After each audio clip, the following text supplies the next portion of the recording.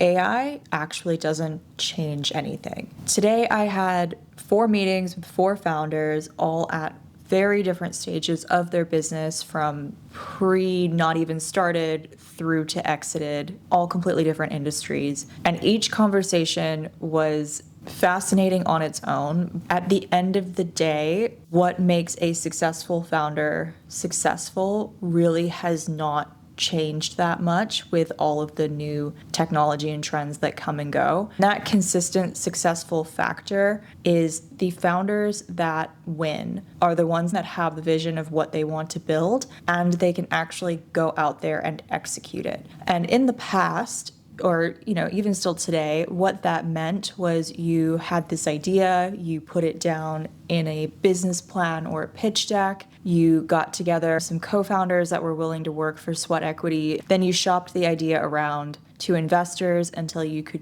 pool enough cash to build the team you needed to build and actually go develop the product, develop the service. All AI has done is allowed you to skip some of that, so you don't have to go raise venture capital funding for every single business idea. You can actually get pretty far on your own. It has allowed non-technical founders to do more of the building up front, and I would say it's allowed the technical founders to do more of the business operations and marketing that they probably would have gotten a co-founder to do in the past. If you've never looked into raising venture capital before, it's pretty normal for a seed or pre-seed round where you might only be getting like $1 million to give away 25% equity in your company. So that means the investors that gave you that $1 million check are doing that in exchange for a quarter ownership in your business. And then if you go and raise more capital in a Series A,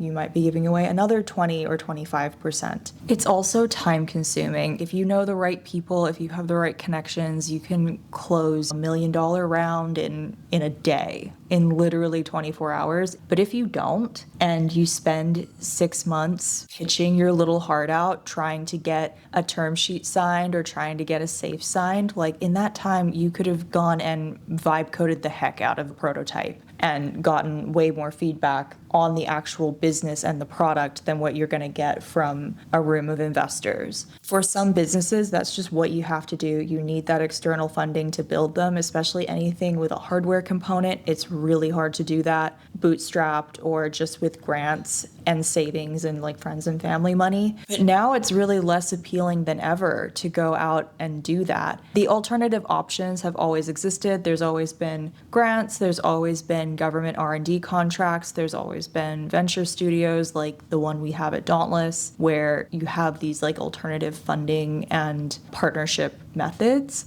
But people are definitely looking at them a little bit more closely now. If you have founder DNA, AI doesn't really change what you need to do. Hold the vision, hold the idea, and go and execute it. The execution part just might look a little different to what it did 10 years ago, but you're still building a team, whether that team is all humans or a mix of AI and humans. You still have to get to MVP, you still have to iterate, you still have to get feedback from your customers, you still have to market the thing. All of the steps are still there. They're just on a very compressed timeline now because the barriers are so low. You're expected to be able to get things out there and test them out in the market quickly. The tolerance for all of the VC BS is just on the floor, and I think people are just tired of it.